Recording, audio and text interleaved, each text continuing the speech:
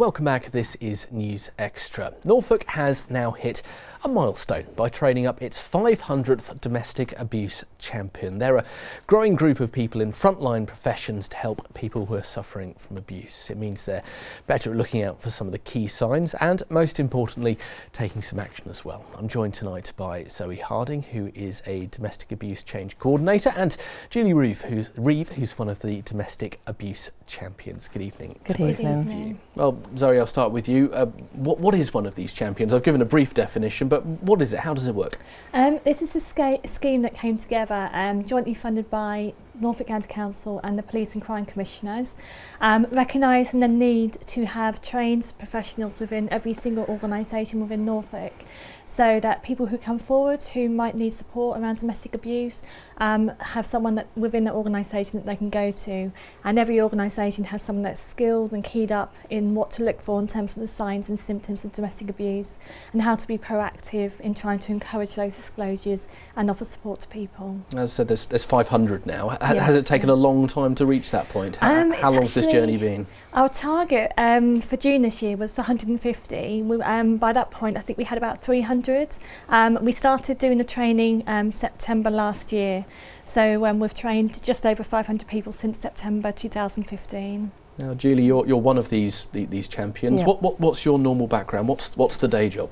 Okay, my day job's a family practitioner in Norfolk Early Help and Family Focus, which is doing direct work with children and families. So why were you so keen to actually become one of these champions? What was the draw? In my role as a family practitioner, I do the direct work with families, and was working with a family affected by domestic abuse, and I wanted to enhance my knowledge of the subject and be able to put the right services in place to support this family, and so I trained as a domestic abuse champion. Because it is, if a family is going through that, if an individual is going through that, it's an incredibly difficult time. As a professional who's dealing with them, before were you thinking, I need a bit of extra support here to actually link together and try and find a way to stop this? Initially, on the case I'm thinking of, I was co-working it with a PCSO who are also trained in domestic abuse. But I had the training from Zoe and to become a champion, and I now feel confident enough to work solely on cases on my own where there is a family affected by domestic abuse. Now, Zoe, a lot of this this problem happens behind closed doors.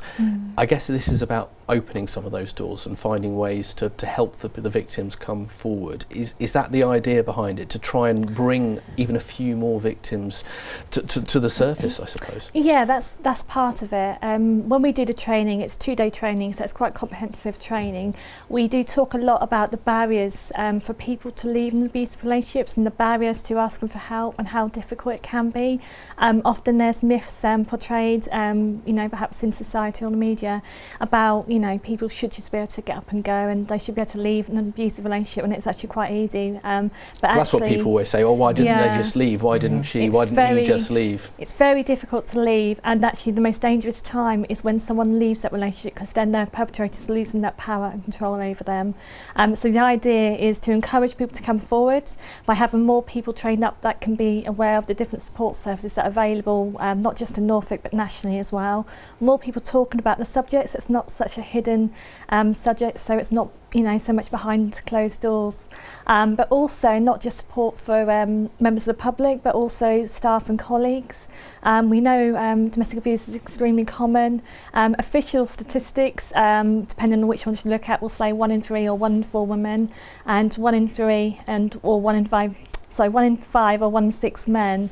We know that it's a lot higher than that. We know it often goes very underreported.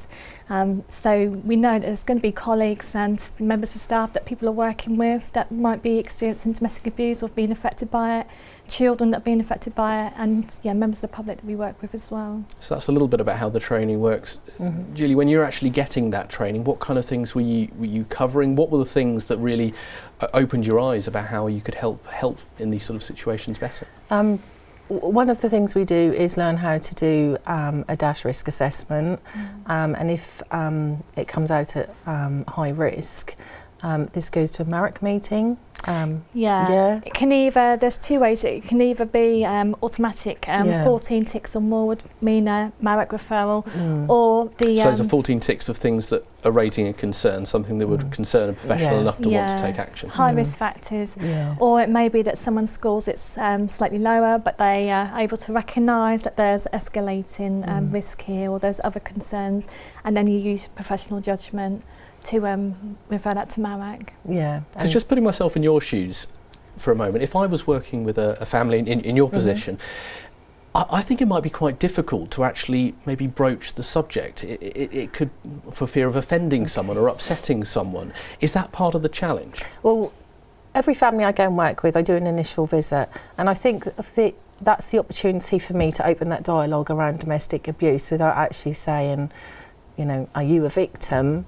I ask the family in a more generic term if they or anyone in their household is affected by domestic abuse. So then the opportunity to talk is there, and then they know that if they want to have that conversation with me later on down the line, then they can. So it's tactics more than anything, rather than asking the question outright, not are you a bluntly. victim?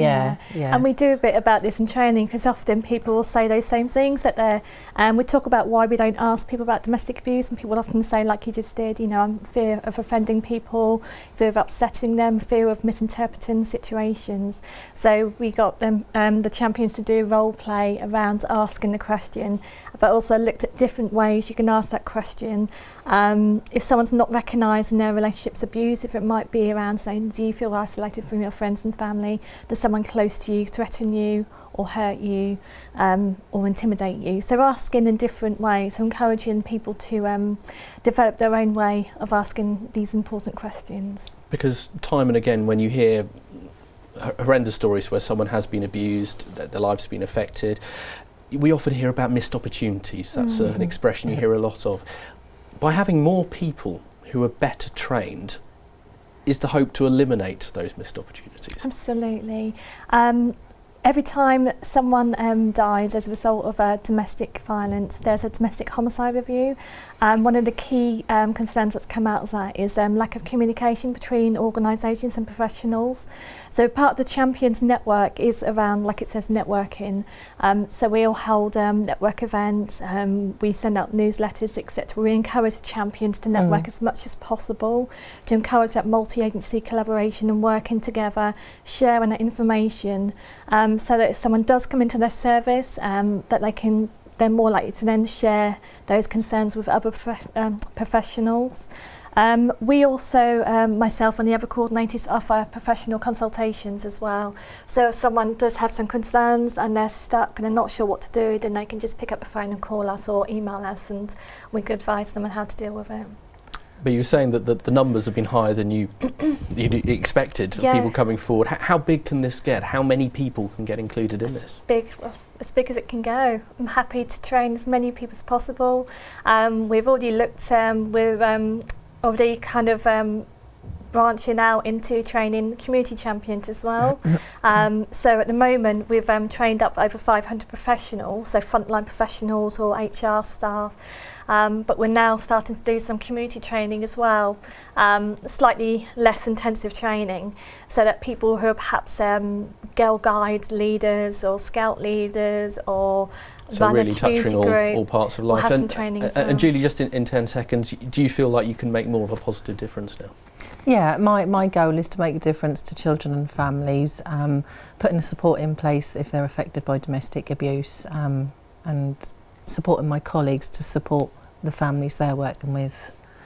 Lovely. Julie, thank you very much indeed. Zoe, thank you. That is all the time we have for this evening. As ever, you can always join the conversation on Twitter. We're at MustardTV. The usual hashtag is NewsExtra. And if you do want any more details about the campaign in Norfolk about domestic abuse and, more importantly, where you can get help, plenty of resources online. All the details you need are on your screen now. Tomorrow night at the same time, I'll have your weekly instalment of Business Extra. But for now, my thanks to Zoe and to Julie for their time this evening. And to you for watching. Have a very good night.